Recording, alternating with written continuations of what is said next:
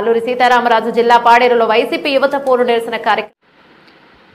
అల్లూరి సీతారామరాజు జిల్లా పాడేరులో వైసీపీ యువత పోరు నిరసన కార్యక్రమం. అల్లూరి సీతారామరాజు జిల్లాలో మాజీ సీఎం వైసీపీ జగన్మోహన్ రెడ్డి పిలుపు మేరకు స్థానిక ఎమ్మెల్యే మత్స్యరస విశ్వేశ్వరరాజు ఆధ్వర్యంలో చేపట్టిన యువత పోరు నిరసన కార్యక్రమం. వైసీపీ క్యాంప్ కార్యాలయం నుండి ర్యాలీగా ప్రభుత్వంకు వ్యతిరేకంగా నినాదాలు చేస్తూ కలెక్టర్ కార్యాలయంకు చేరుకుని కూటమి ప్రభుత్వం అధికారంలోకి రాకముందు ఇచ్చిన హామీలు తక్షణమే నెరవేర్చేలా చేయాలని, నేటి ప్రభుత్వం ప్రజలకు చేస్తున్న అన్యాయాలను తెలియజేస్తూ జిల్లా డివిజనల్ రెవెన్యూ ఆఫీసర్ పద్మావతికి వినతి పత్రం అందజేశారు. ఈ కార్యక్రమంలో పాటేరు ఎమ్మెల్యే మత్స్యరస విశ్వేశ్వరరాజుతో పాటు అరకు ఎమ్మెల్యే రేగం మత్స్యలింగం, మాజీ ఎమ్మెల్యే కొట్టగుల్లి భాగ్యలక్ష్మి, జిల్లా పరిధిలో పలువురు వైసీపీ ప్రజాప్రతినిధులు, నాయకులు, కార్యకర్తలు మరియు యువత పాల్గొన్నారు.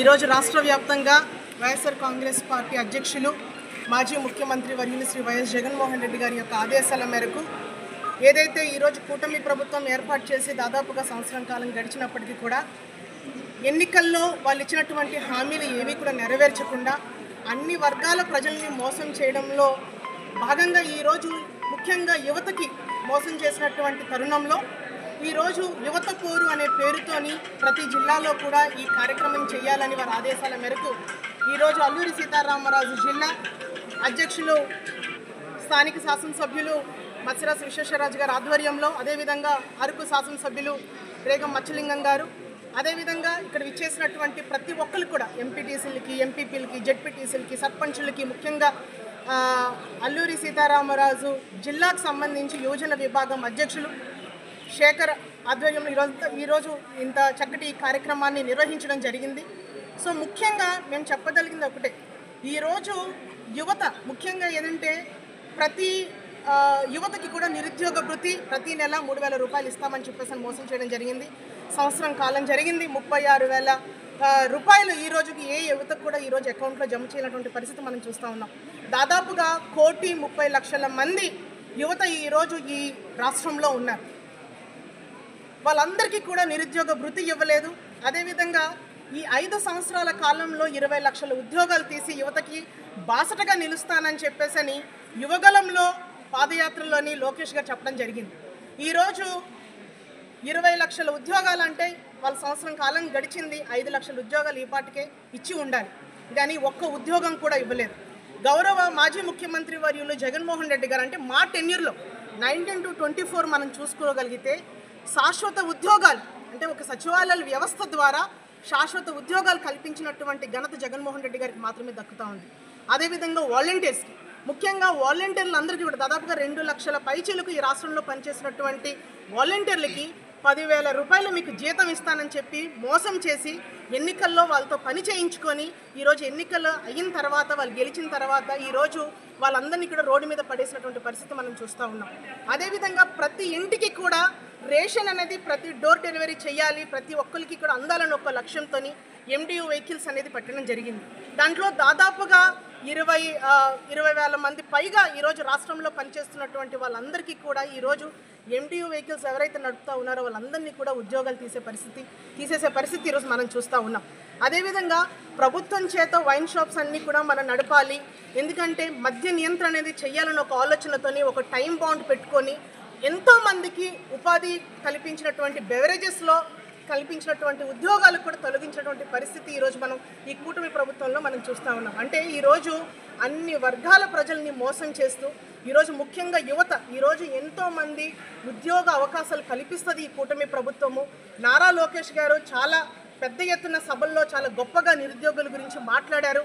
మాకు ఈ కూటమి ప్రభుత్వానికి మనం ఓటు వేసుకుంటే ఖచ్చితంగా మాకు ఉపాధి అవకాశాలు మాకు కల్పిస్తారు, ఉద్యోగాలు వస్తే ఈ సమాజంలో మాకంటూ మా కాళ్ళ మీద మేము నిలబడి మా కుటుంబానికి మేము ధైర్యాన్ని ఇచ్చి మేము పోషించుకోవచ్చు అనే ఏదైతే భరోసా ఏదైతే ఇచ్చారో ఈరోజు పూర్తిగా నిర్వీర్యం చేసి ఈరోజు యావత్ యువత అంతని కూడా ఈరోజు రోడ్డు మీద పడేసినటువంటి పరిస్థితి ఈరోజు మనం చూస్తూ ఉన్నాం.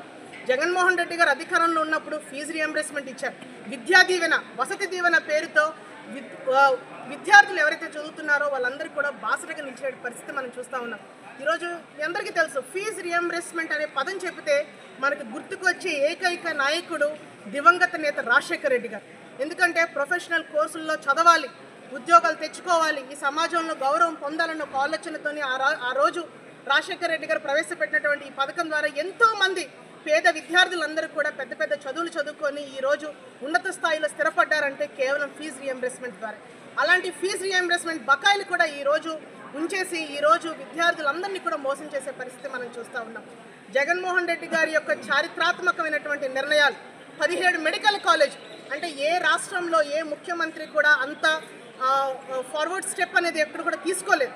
అలాంటిది ఆంధ్ర రాష్ట్రంలో 17 మెడికల్ కాలేజ్ని స్థాపించి ఈరోజు పాడేరులోనే మనకు అద్భుతమైనటువంటి మెడికల్ కాలేజ్ మనకు కనిపిస్తూ ఉంది.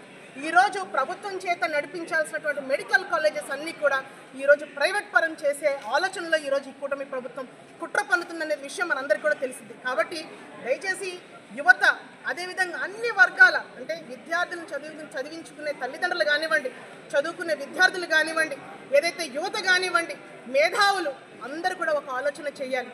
జగన్మోహన్ రెడ్డి గారు పరిపాలన చేసినప్పుడు పరిపాలన ఏ రకంగా ఉంది, ఈరోజు కూటమి ప్రభుత్వం ఎన్నో మాటలు చెప్పి ఈరోజు మాటలకి మాత్రమే పరిమితమై చేతల్లో ఏ రకంగా కూడా ప్రజలకి న్యాయం చేసే పరిస్థితి ఈరోజు కూటమి ప్రభుత్వానికి లేదు.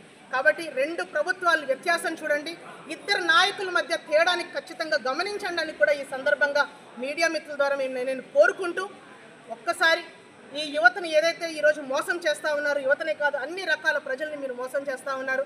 ఒక్క సంవత్సరంలోనే ఈరోజు కూటమి ప్రభుత్వం యొక్క భాగోతం అయినదని అందరికీ తెలిసింది. ఎట్టి పరిస్థితుల్లో దీన్ని ఎంకరేజ్ చేసే పరిస్థితి లేదు. దీనికి దీనికి తగిన మూల్యం ఖచ్చితంగా మీరు చెల్లించుకునే పరిస్థితి వస్తుందని కూడా సందర్భంగా నేను తెలియజేస్తూ, ఈ ప్రజాక్షేత్రంలో ప్రజలకు ఇచ్చినటువంటి మాటని నిలబెట్టుకొని ప్రజలకు అనుగుణంగా పరిపాలన చేసేవాడికి మాత్రమే నిజమైనటువంటి స్థానం ఉంటుందని కూడా ఈ సందర్భంగా నేను తెలియజేస్తూ, గట్టిగా ఈ కూటమి ప్రభుత్వానికి మేము హెచ్చరిస్తూ ఉన్నాము. మీరు ఇచ్చినటువంటి హామీల్ని నెరవేర్చండి. నెరవేర్చలే